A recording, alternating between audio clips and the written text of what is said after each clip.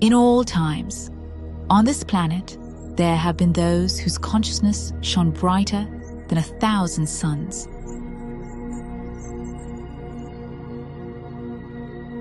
Sages, saints, the awakened ones.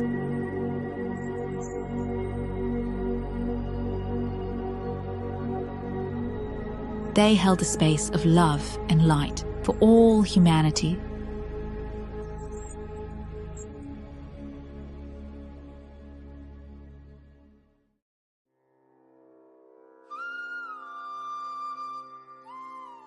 Today, among billions of people, there is a couple called the phenomenon of our time.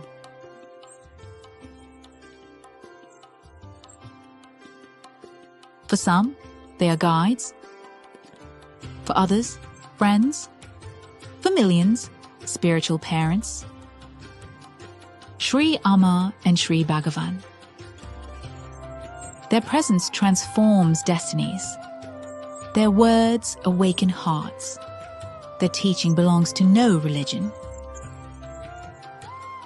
It belongs to everyone who seeks the truth.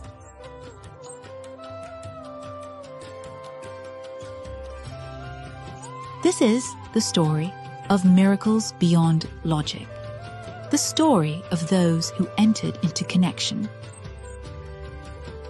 and were never the same again. This film is about the phenomenon that is already changing the world. And perhaps, even now, simply by listening to these words, you may feel their presence.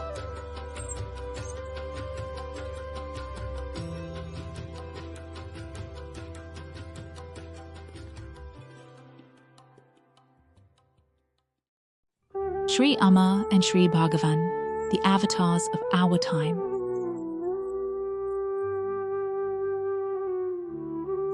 But their story did not begin today.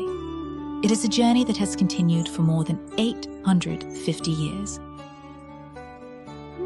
The journey of one divine consciousness, returning again and again to earth to awaken human hearts.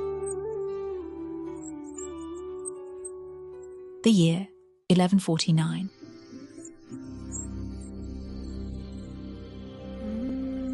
Beneath a sacred tree appeared an 8-year-old boy, Sri Dattatreya Swami. It was witnessed by a person called Ressentez. His presence transformed everything around him. He performed miracles, healed, and most importantly, restored in people the memory of who they truly are. The temples of India still remember their events. The places where he lived are revered as holy, and the stories of his miracles are passed down from generation to generation.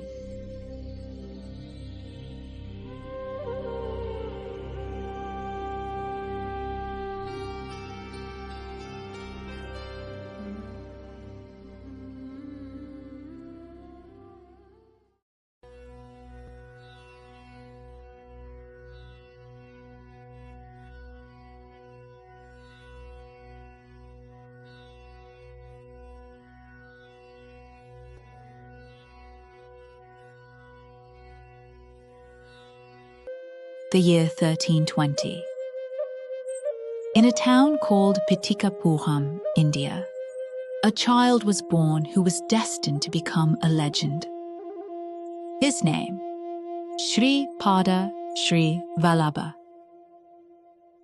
At the age of 1, he was already performing miracles. By 5, he spoke of the laws of the universe and the mysteries of matter, what modern science would call nuclear physics. At 15, he chose to leave his home to serve humanity. His parents asked him to marry, but he replied, "I cannot, for I am already married to Mukti, liberation."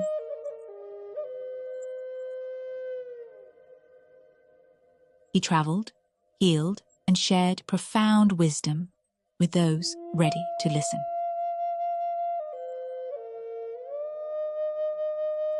(1350 AD, Karnataka). At the age of 30, he entered Mahasamadhi, a conscious departure from this world, completing his earthly mission.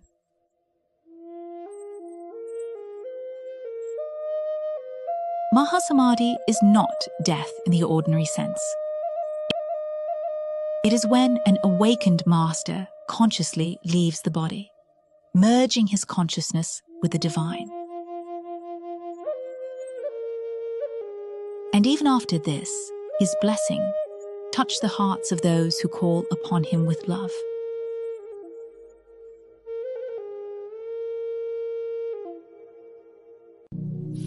The year 1378. That same divine consciousness returned once more into this world. This time in Maharashtra, India. His name, Narasimha Saraswati. Until the age of 5, he did not utter a single word. And when the time came, he asked to receive the sacred initiation. And then, a miracle happened. He began to speak the language of the ancient Vedas, revealing knowledge hidden from most people.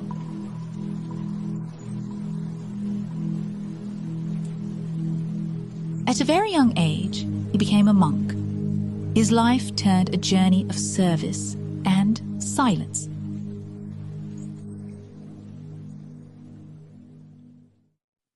The year 1458. Narasimha Saraswati entered into meditation and remained in it for 150 years.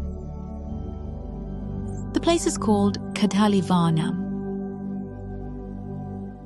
After this, he journeyed to the Himalayas.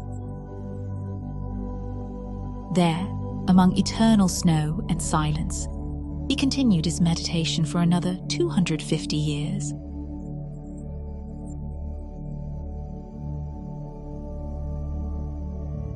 His presence is still felt there by those who come to these sacred places with a pure heart.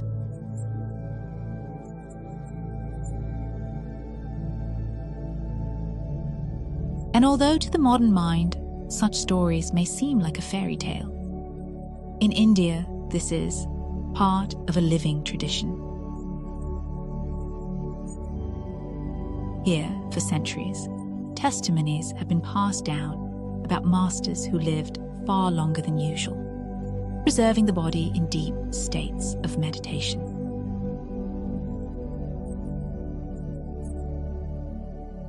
This is nothing new for those who grew up in this culture. And even today, there are saints whose path and experience go far beyond what we are accustomed to consider possible. Centuries passed. His body was hidden from human eyes. In deep meditation, under the cover of nature, he was completely enveloped by an anthill.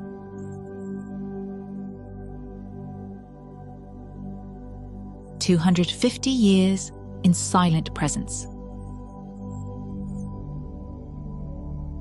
And one day, a random breath of fate changed everything. A man, working the land, accidentally damaged the anthill. The blade touched the body of the saint, and blood appeared.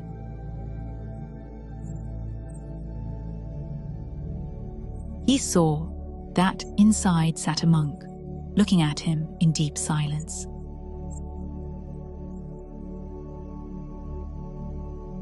"Thank you for awakening me," he said. "The time has come to return. I still have work to do in this world."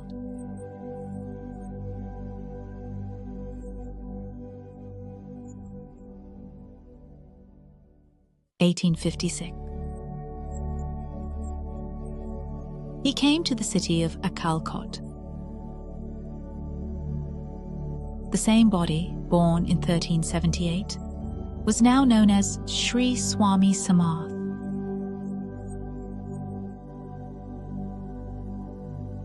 Almost 5 centuries in this world, and another 24 years of service to people.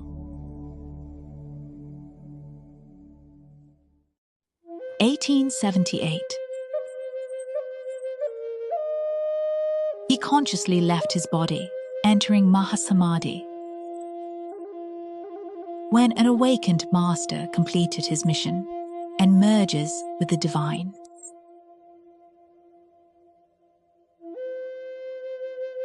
Every great teacher leaves behind those who continue his path.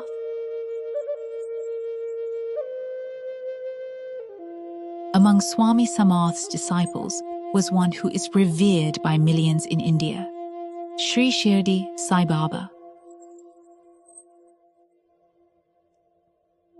In tradition, it is said, Sai Baba was the incarnation of Hanuman, the deity of strength, devotion, and boundless love. Before leaving his body, Swami Samarth said to him,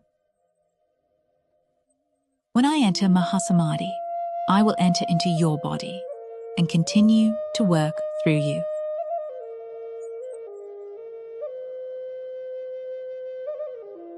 And from that time, incredible miracles began to manifest through Sai Baba. His presence transformed people's lives, opened hearts, healed the soul and the body.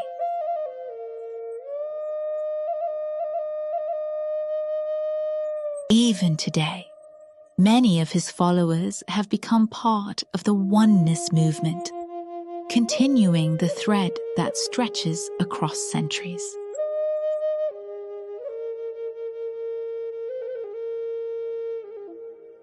There are stories that pass through the ages.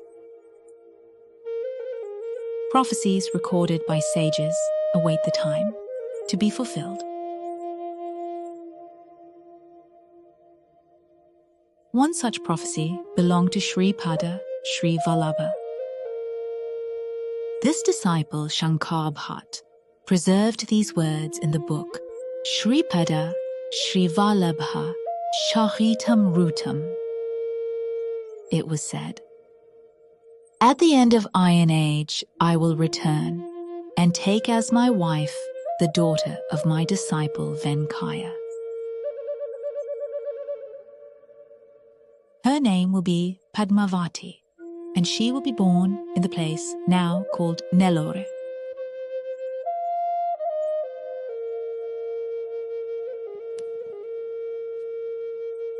He also spoke to Hanuman, "You will return again as Shirdi Sai Baba."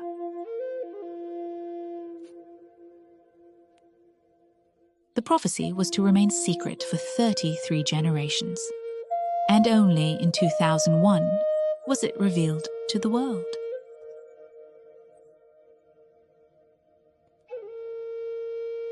In the book it was written, "I will return as Kalki and help humanity enter the Golden Age."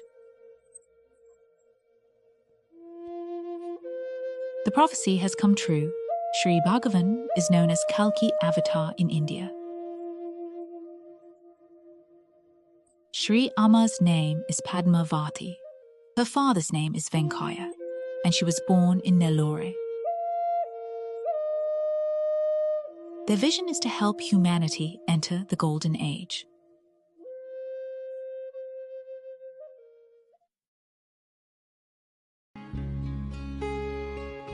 This is only the beginning of the divine phenomenon we are witnessing today.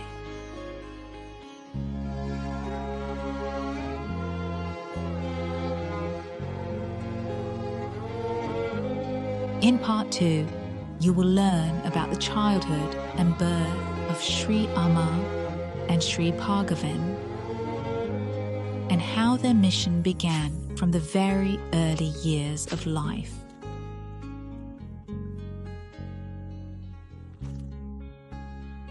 You will also discover how the Shiva Shram scroll and oneness came into existence.